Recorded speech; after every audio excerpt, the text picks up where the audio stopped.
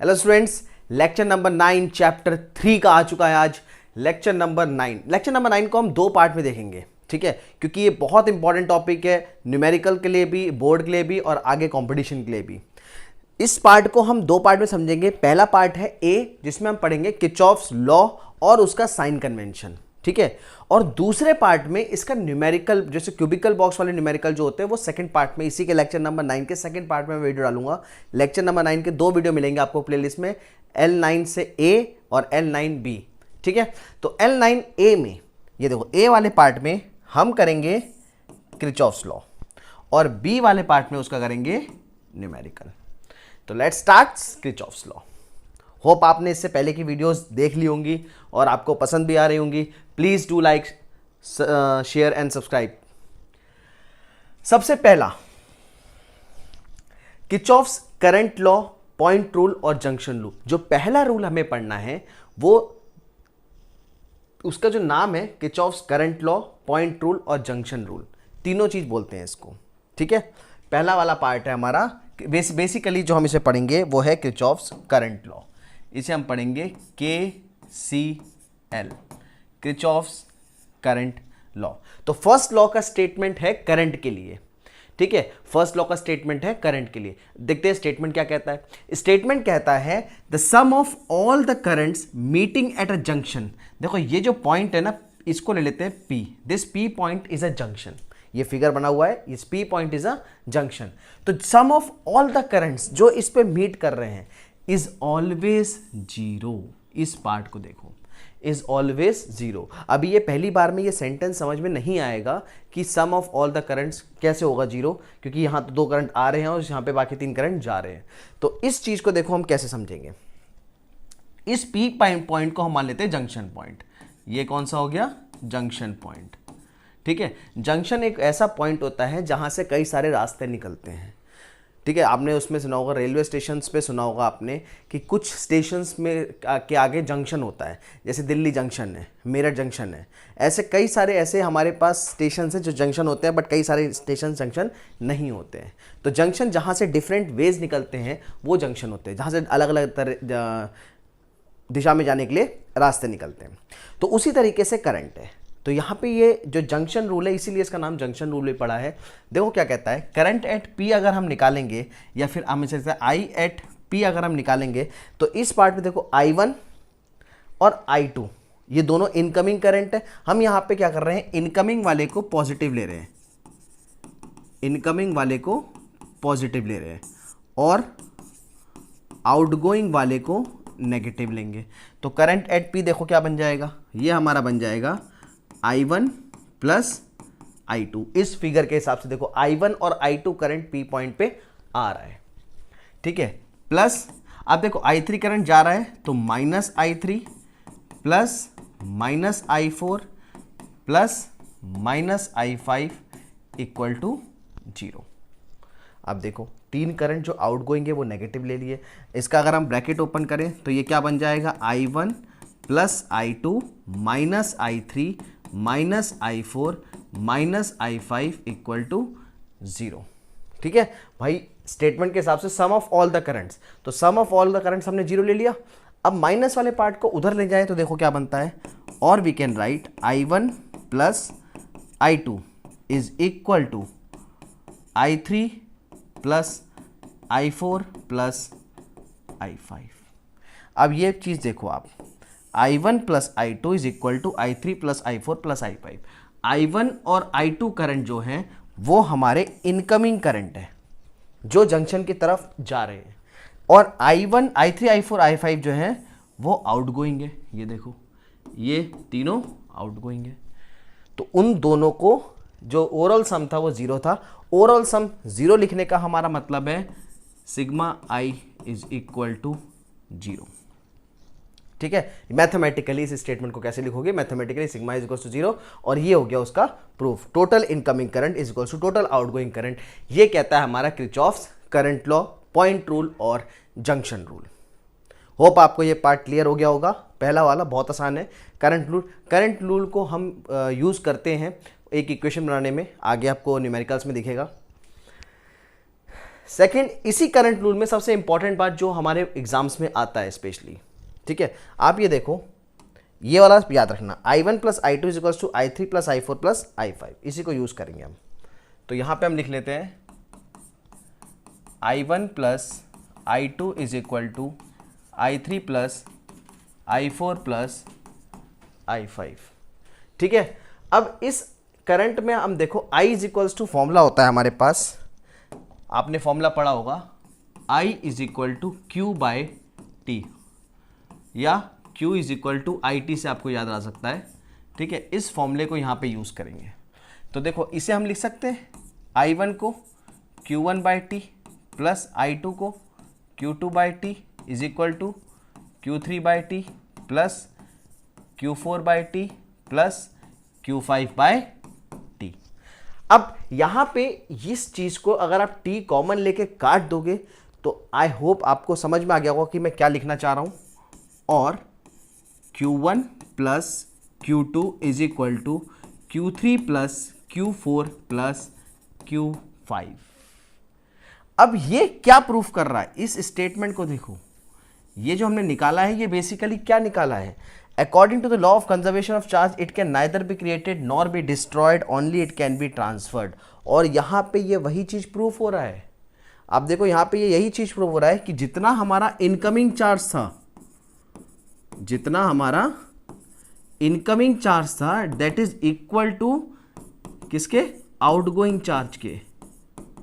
तो basically first law is based on law of conservation of charge, जितना incoming charge था that is equal to outgoing charge. ये आपने proof भी कर लिया। अगर मान लो शॉर्ट में ये प्रूफ करने के लिए भी आता है तो आप इस तरीके से दिखा सकते हो कि इनकमिंग चार्ज हमारा आउटगोइंग चार्ज के बराबर है। तो ये हमारा प्रूफ हो गया, first law is based on the law of conservation of charge. ये आपको याद रखना है कि किर्चॉफ्स का फर्स्ट लॉ किस लॉ पे बेस्ड है। अब बात करते हैं सेकंड लॉ की, किर्चॉफ्स वोल्टेज लॉ, जिसे हम बोलते हैं KVL, Kirchhoff's voltage law KVL। Statement देख लेते हैं, the sum of the potential difference in a closed mesh और loop is always zero. Mathematically क्या लिखेंगे, sigma del V is equals to zero, ठीक है। अब पहले तो आपको लूप बताना पड़ेगा। एक सर्किट ले लेते हैं सिंपल, ठीक है। फिगर बना लेता हूं मैं आपके लिए, फिगर देख लो, ये हो गया हमारा फिगर।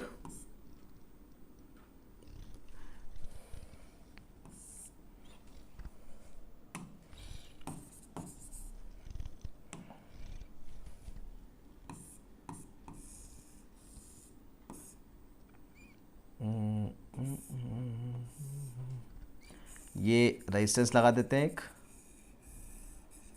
अभी ये रफ फिगर बनाया मैंने, आगे आपको मिलेगा ही। हम ये क्लोज्ड मैश ले लेते हैं, ए बी, ठीक है, सी डी ए। इसी दो मैश की बात करी, देखो, in close mesh A B C D A और ए डी सी बी ए, दोनों तरफ से कैसे ही पढ़ सकते हैं, इट डजेंट मैटर। अब इसी मैश में हमारा ये हो जाएगा E1, ये हो जाएगा सेकंड E2, ठीक है। यहाँ से ले लेते हैं हम I1, इधर ले लेते हैं I2, वो तो कुछ भी ले लो अभी फ़िलहाल के लिए, ये कोई वैसा क्वेश्चन नहीं है। दिस इज़ I1, ये हमारा हो गया R1 और इसे ले लेते हैं R2, ठीक है। ये मान लेते हैं, जस्ट इमेजिन करो, जस्ट हमने अपने तरफ से कंसिडर किया ये लूप, ये ए बी सी डी ए एक क्लोज्ड लूप है, क्लोज्ड मैश है, ठीक है। अब इसमें हम क्या करेंगे, किर्चॉफ्स वोल्टेज लॉ अप्लाई करेंगे। वोल्टेज लॉ बेसिकली क्या कह रहा है, the sum of potential difference, the sum of potential difference in the close mesh और लूप इज ऑलवेज जीरो। पिछले वाले में किर्चॉफ्स करंट लॉ ने क्या कहा था, the sum of the total current at the junction point is zero. Total चाहे वो इनकमिंग हो चाहे वो आउटगोइंग हो, उसका सम क्या होगा, जीरो। और यहाँ पे किर्चॉफ्स वोल्टेज लॉ क्या कह रहा है कि the voltage sum of the potential difference in a closed loop is zero. कहने का मतलब ये है, अगर हम सर्किट लें ए बी सी डी ए, तो इस ए बी सी डी में हम लिख सकते हैं V A B plus V B C plus V C D plus VDA is equal to 0। ये इसका स्टेटमेंट का मतलब है। प्रूफ भी हो सकता है, बहुत आसानी से प्रूफ कर सकते हैं इसको।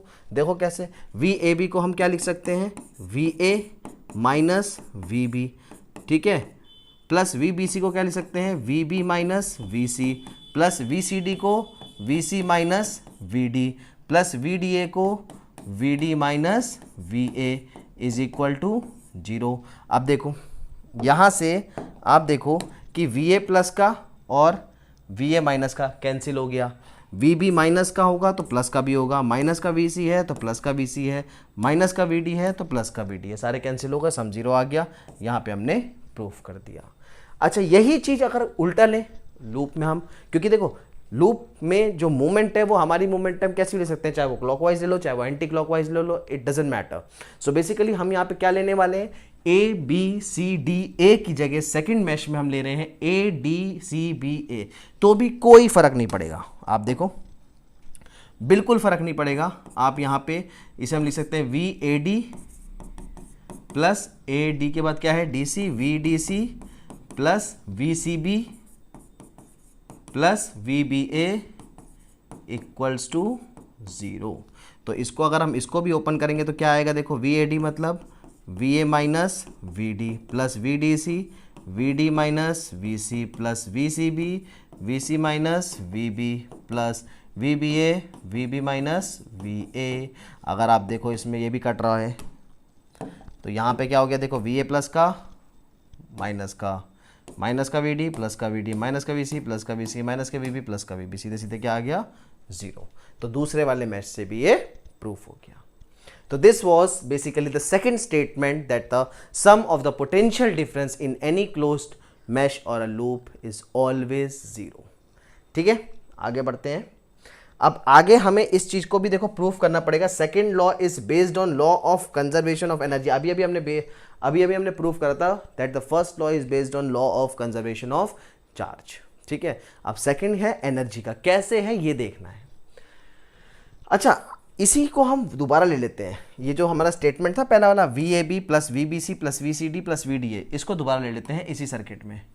तो हम ले लेते हैं VAB plus VBC plus VCD plus VDA, ठीक है, इज इक्वल टू 0। सर्किट दोबारा बना के देख लेते हैं एक बार। ये इस तरीके से है, ये हमने रफ सर्किट जो लिया था अभी, ठीक है, ये हमारा E1 था, ये E2, ये R1, ये R2, ये I1, ये I2, ठीक है, अभी ऐसे रफली लिया था हमने। इसी में अगर अप्लाई करके देखें, दिस वॉज ABCDA, इसी में अगर ये अप्लाई करके देखें तो यहाँ पे देखो VAB में क्या, अच्छा एक चीज़ यहाँ पे नोट करना है आपने इसको यूज़ करने से पहले, कि जो सेल होता है, जो हमारा सेल होता है, सेल इज अ सप्लायर, और जो रेजिस्टेंस है इट इज अ कंज्यूमर। ठीक है, अभी हमने साइन कन्वेंशन नहीं पढ़ा है, तो साइन कन्वेंशन के बिना जब हम इसको समझ रहे हैं तो यहाँ पे जो हम साइन लेंगे वो एक तरीके से लेंगे, एक सिस्टमैटिक मैनर में लेंगे। कैसे ले रहे हैं, सेल अगर सप्लाई कर रहा है तो हम सेल को ले रहे हैं पॉजिटिव, और रेजिस्टेंस जो कंज्यूम कर रहा है इसको हम अभी ले रहे हैं नेगेटिव, सिर्फ इस पार्ट के लिए। अभी हम साइन कन्वेंशन पढ़ लेंगे तो आपकी सारी डाउट्स क्लियर हो जाएगी। सिर्फ यहाँ पे यूज़ करने के लिए सेल को मैं पॉजिटिव ले रहा हूँ और रेजिस्टेंस को कंज्यूमर एज अ नेगेटिव। तो देखो VAB के अगर हमें बीच में निकालना है तो E सेल लगा है, सप्लायर है, तो पॉजिटिव, तो यहाँ से हम लिख सकते हैं VAB is equal to E1। अच्छा, VBC में E2 भी है तो प्लस E2, ये भी सेल है। अब VCD में देखो V is equal to IR, तो IR तो I1 R1 है, लेकिन रेजिस्टेंस हम नेगेटिव ले रहे हैं तो माइनस I1 R1। और सिमिलरली VDA में भी देखो I2 R2 आ रहा है तो माइनस I2 R2। अभी आपको सप्लायर कंज्यूमर वाला पार्ट सिर्फ यहीं पे समझना है, क्योंकि नेक्स्ट स्लाइड में मैं आपको एक ऐसा साइन कन्वेंशन बताऊंगा जिसके बाद आपको साइन की कोई दिक्कत आएगी नहीं। इज इक्वल टू 0, तो यहाँ से देखो हम लिख सकते हैं E1 plus E2 is equal to, इन दोनों को उधर ले जाओ, ये क्या हो जाएगा I1 R1 plus I2 R2। ठीक है, अब यहाँ पे आप इस चीज को समझो कि E1 प्लस E2 क्या चीज था, E1 प्लस E2 था हमारा टोटल सप्लाई, ठीक है, जितनी एनर्जी हम टोटल सप्लाई कर रहे हैं, और I1 plus R1 plus I2 plus R2 क्या था, टोटल कंजप्शन, ठीक है। तो यहां पे क्या प्रूफ हो गया, टोटल सप्लाई एनर्जी जो है वो टोटल कंज्यूम्ड एनर्जी के बराबर आ गई। और इसी तरीके से हम बोल सकते हैं total supplied energy is equals to total consumed energy. तो जिसके बेसिस पे हम प्रूव कर सकते हैं that second law is based on law of conservation of energy. Exam में आपके आ भी सकता है ये, डायरेक्ट और इनडायरेक्ट। 1 मार्क्स में भी पूछ सकता है कि भाई किर्चॉफ्स फर्स्ट लॉ किस चीज़ पे बेस्ड है, किर्चॉफ सेकंड लॉ किस चीज़ पे बेस्ड है, प्रूफ करने के लिए भी आ सकता है। तो दोनों चीज़ आपकी क्लियर हो गई है। First law is based on the law of conservation of charge, second law is based on the law of conservation of energy. अब सबसे इंपॉर्टेंट पॉइंट आता है इसका साइन कन्वेंशन। साइन कन्वेंशन देख लेते हैं। साइन कन्वेंशन पढ़ने से पहले सबसे पहले एक चीज अपने दिमाग में बिठा लो, लो टू हाई ऑलवेज पॉजिटिव। देखो अगर आप बुक के अकॉर्डिंग जाओगे तो वहां पे रेजिस्टेंस वाले पार्ट में हो सकता है कि जो हम पढ़ने जा रहे हैं उससे साइन अलग लिया हो, ठीक है। बट मैं प्रेफर करता हूं कि जो मेरी एडवाइस ये रहेगी, अगर आपको कंफ्यूजन क्रिएट नहीं करनी है, बिल्कुल आसानी से आपको किर्चॉफ्स लॉ के न्यूमेरिकल करने हैं, तो सिर्फ एक बात याद रखो, लो टू हाई ऑलवेज पॉजिटिव। चाहे वो रेजिस्टेंस वाले केस में हो, चाहे वो ईएमएफ के केस में हो, दोनों ही केस में आप जो लोगे साइन वो एक ही होगा, low to high is equal to positive. अब देखो इसको अप्लाई कैसे करना है, इसको तो आप याद कर लो, लो टू हाई ऑलवेज पॉजिटिव। अब लो टू हाई का यहां पे मतलब क्या है ये भी समझ लेते हैं। सबसे पहले आते हैं for the sign of the EMF of the cell. पहला वाला जो पार्ट है वो है for sign of EMF of the cell. EMF of the cell में देखो, अगर मान लो ये एक सेल लगा हुआ है तो ये जो लंबा वाला पार्ट है इसे हम लेते हैं पॉजिटिव टर्मिनल, छोटे वाले पार्ट को लेते हैं नेगेटिव टर्मिनल, और करंट का डायरेक्शन होता है इस तरीके से, ठीक है। तो करंट का डायरेक्शन इस तरीके से पॉजिटिव की तरफ से जाता है और नेगेटिव की तरफ से अंदर आता है। तो इसका मतलब करंट का डायरेक्शन जो है वो हमारा पॉजिटिव से नेगेटिव निकल रहा है, और हमारी जो मूवमेंट है, जो हम लूप में डायरेक्शन लेंगे जिसके अकॉर्डिंग हम चलेंगे, वो मूवमेंट मान लेते हैं इस डायरेक्शन में है, ठीक है। तो हमारी मूवमेंट कहाँ जा रही है, देखो पॉजिटिव से नेगेटिव, मतलब हाई से लो जा रही है, हाई से लो। और हमने अभी भी क्या पढ़ा, लो टू हाई पॉजिटिव लेना है, यानी कि हम तो हाई टू लो जा रहे हैं हमारी मूवमेंट ईएमएफ के हिसाब से, ठीक है। तो इस केस में हम जो साइन लेंगे ई का वो नेगेटिव लेंगे, हमारा जो ई होगा वो नेगेटिव होगा इस केस में। मान लो ये E1 है तो यहाँ पे माइनस E1, ये E2 है तो माइनस E2 यूज़ करेंगे कहीं पे भी सर्किट में। जैसे अभी पीछे सर्किट इसी को ले लेते हैं। अब मान लो मेरी मूवमेंट इधर से ऐसे है, ठीक है, तो यहाँ से ई माइनस से प्लस की तरफ आ रहे हैं, तो यहाँ देखो ये क्या है, low potential to high potential. तो इस केस में मैं क्या लेता, लो टू हाई पॉजिटिव, तो प्लस का E2 लेता इस केस में अकॉर्डिंग टू दिस मोमेंट, ठीक है। तो यहाँ पे ये वाला पार्ट हो गया। इसी का दूसरा पार्ट देख लेते हैं। ये देखो ये पॉजिटिव है, ये नेगेटिव है, करंट इधर जाएगा, ये हाई पोटेंशियल पे है, ये लो पोटेंशियल पे। अब हमारी मूवमेंट देखो कहाँ से, अगर अब मेरी मूवमेंट इस तरफ है, इस डायरेक्शन में, मतलब मैं लो से हाई की तरफ आ रहा हूं। अब देखो मेरी मूवमेंट है ये, मतलब मैं लो से हाई की तरफ आ रहा हूं। इस केस में मेरा ई क्या हो जाएगा, पॉजिटिव हो जाएगा। इस केस में ई क्या हो जाएगा, पॉजिटिव।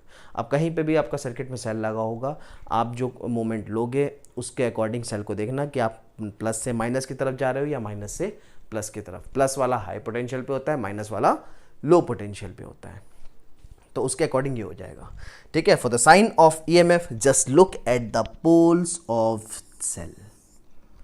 सिंपल, साइन देखना है ईएमएफ का, पोल्स पे देखो आपकी मूवमेंट क्या है, लो टू हाई है पॉजिटिव आएगा, हाई टू लो है नेगेटिव आएगा। I hope it is clear now. अब हम चलते हैं सेकंड पार्ट, ये इंपॉर्टेंट है, for sign of I R. अब देखो इसमें बना लेते हैं, इसमें भी दो पार्ट है। पहले मान लेते हैं ये हमारा रेजिस्टेंस है R, ठीक है, ये हमारा रेजिस्टेंस है और इस तरफ करंट है। अभी इस पार्ट को मत देखो, पहले हमसे समझ लेते हैं, ठीक है। इसी का सेकंड पार्ट भी देख लेते हैं। यहाँ पे बता देता हूँ मैं, ये हमारा रेजिस्टेंस है R, ठीक है, और इस तरफ करंट है, दोनों में करंट सेम है। अब हम अपनी डायरेक्शन के अकॉर्डिंग इसमें बात कर लेते हैं। मान लो मेरी मूवमेंट है इस तरफ, ये है माई movement,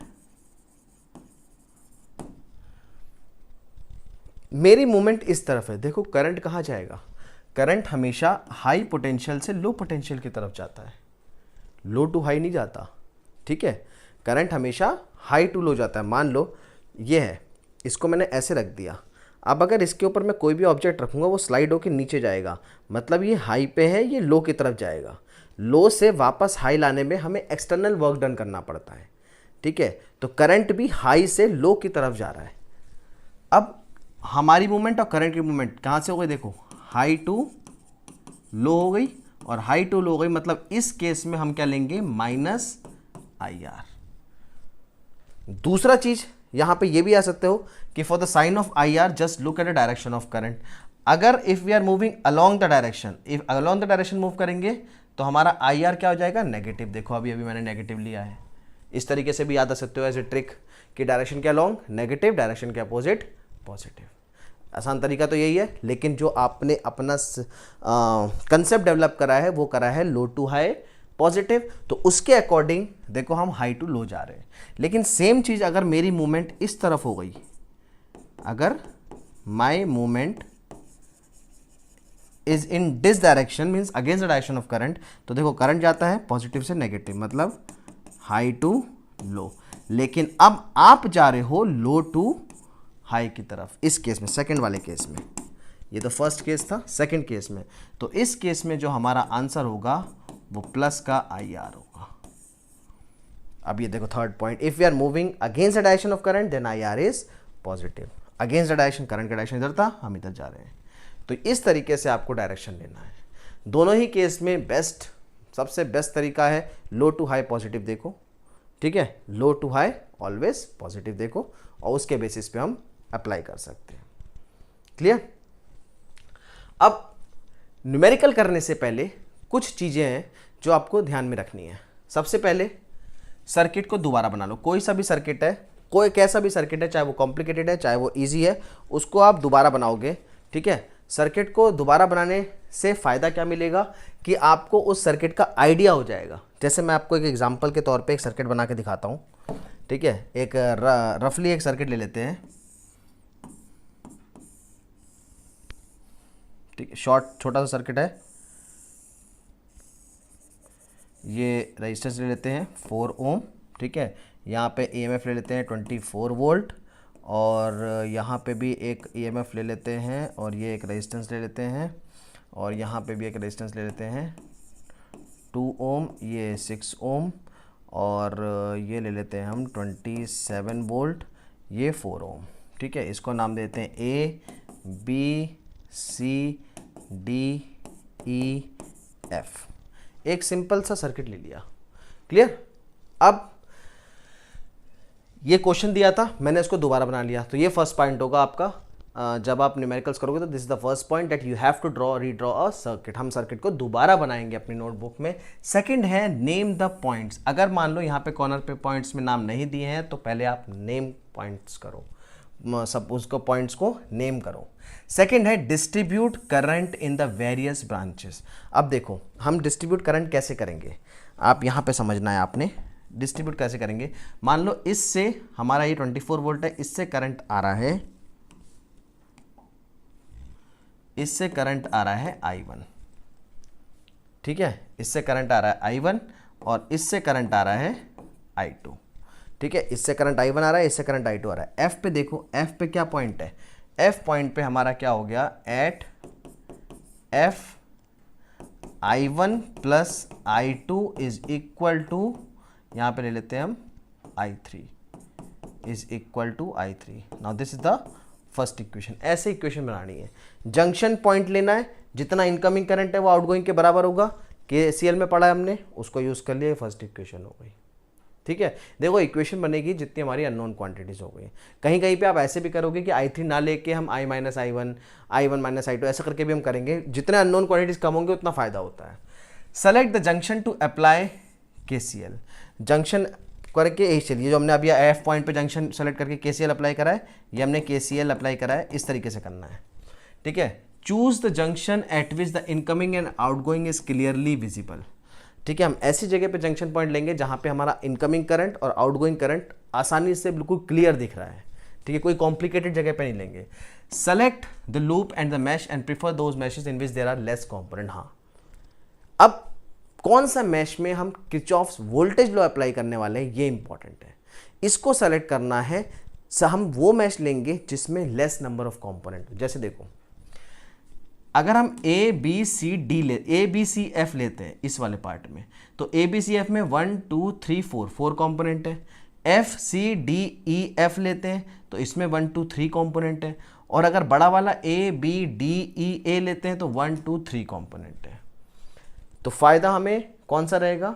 A B D E A लेने में, क्योंकि इसमें 1 2 और 3 कंपोनेंट है, और नीचे वाला लेने में F C D E F, क्योंकि इसमें भी 3 कंपोनेंट है। जितने सिंपल कंपोनेंट होंगे उतना फायदा मिलेगा। Apply Kirchhoff's voltage law, apply करेंगे। ठीक है, नंबर ऑफ इक्वेशन उतनी बनेगी जितना हमारे नंबर ऑफ अननोन क्वांटिटीज है, और लास्ट में इक्वेशन को सॉल्व कर देंगे। जैसे हम लीनियर इक्वेशन को सॉल्व करते हैं इक्वेशंस बना के एक्स वाई के फॉर्म में, आपने क्लास 10th में भी करा होगा, उसी तरीके से हमें यहाँ पे सॉल्व करना है। अब किरचॉफ्स वोल्टेज लॉ कैसे अप्लाई करना है ये हम सेकेंड पार्ट में देखेंगे। ठीक है, जिसमें हम वोल्टेज इसको अप्लाई करना सीखेंगे न्यूमेरिकल को, और इक्वेशन को सॉल्व करना सीखेंगे, plus cubical problem B part में। मैंने आपको बताया था स्टार्टिंग में ही, न्यूमेरिकल्स हम लेक्चर नंबर 9 के बी पार्ट में करने वाले हैं। उस बी पार्ट में हम क्यूबिकल बॉक्स वाले क्वेश्चंस को भी सॉल्व करेंगे, जो भी बोर्ड पॉइंट ऑफ व्यू से और साथ ही साथ आपके कंपटीशन पॉइंट ऑफ व्यू से भी काफ़ी इंपॉर्टेंट है। उसमें मैं आपको ट्रिक भी बताऊंगा कि क्यूबिकल वाले अगर क्वेश्चन आते हैं तो सिर्फ 3 तरीके के क्वेश्चन होते हैं, और उसका रिजल्टेंट का डायरेक्टली आपके पास एक सॉल्यूशन है। तो मिलते हैं नेक्स्ट वीडियो में लेक्चर नंबर 9 के बी पार्ट में। Thank you.